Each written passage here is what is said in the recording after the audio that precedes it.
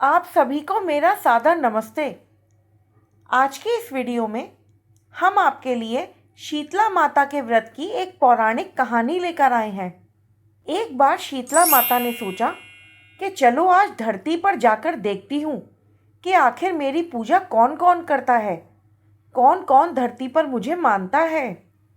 ऐसा विचार मन में रखते हुए शीतला माता धरती पर राजस्थान के डुमरी गांव में आईं। शीतला माता गांव की गलियों में घूम रही थीं।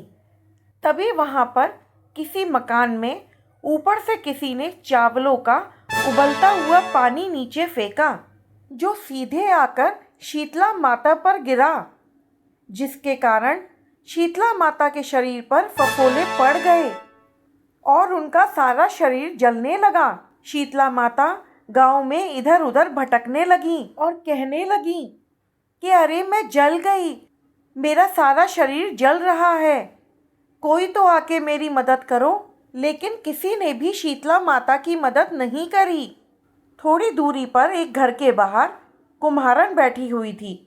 उस कुम्हारन ने देखा इन बूढ़ी माई का शरीर बुरी तरीके से जल गया है, उनके पूरे शरीर पे फफोले पड़े हुए हैं और वो इनकी तपन सहन नहीं कर पा रही हैं।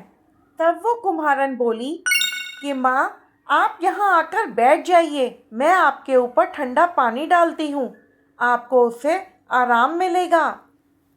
फिर उसने उस बूढ़ी माई पर एक करवे से ठंडा ठंडा पानी डाला और फिर बोली, माँ, मेरे यहाँ पर रात की बनी हुई राबड़ी रखी है, तुम वो खा लो। जब बूढ़ी माई ने वो रात की बनी हुई राबड़ी खाई और दही खाई तो उनके शरीर को बहुत ही ठंडक मिली। इसके बाद बूढ़ी माई कुम्हारन से बोली, बेटी, ज़रा मेरे सर से जुएं निकाल दे।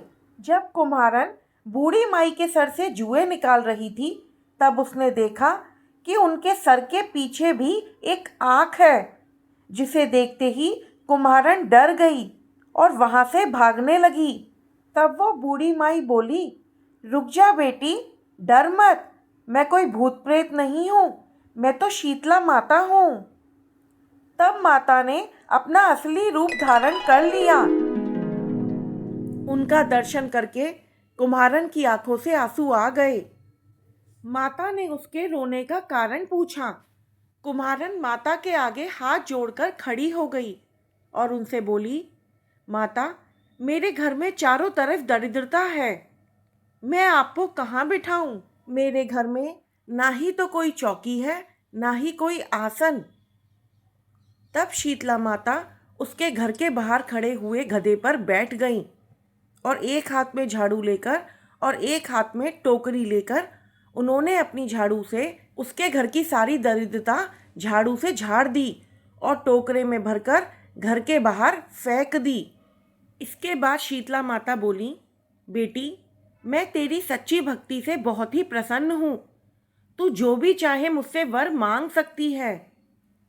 तब कुम्हारन हाथ जोड़ के माता से बोली कि माता, कृपया करके आप इस गांव में ही स्थित रहिए।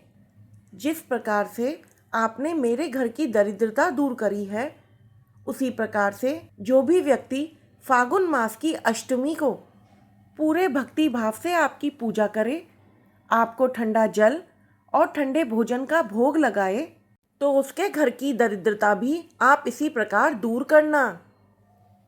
माता ने उसे तथास्तु कहा और बोली कि तू इस करवे का जल कल अपनी झोपड़ी पे छिड़क लेना। कल पूरे गांव में आग लगेगी पर तेरी झोपड़ी नहीं जलेगी। और ऐसा कहकर माता अंतर ध्यान हो गईं। कुम्हारन ने माता के कहे अनुसार करवे का जल अपनी झोपड़ी पर छिड़क दिया। रात में पूरे नगर में आग लग गई, किंतु कुम्हारन की झोपड़ी नहीं जली। यह सारी बात जब राजा को पता चली तो नगर के राजा ने कुम्हारन को अपने महल में बुलवाया और इन सब का कारण पूछा।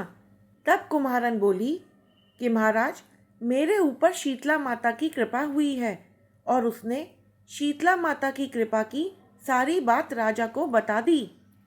बस उसी दिन से राजा ने पूरे नगर में ये ऐलान करवा दिया कि शीतला अष्टमी के दिन किसी के भी घर में चूल्हा नहीं जलेगा।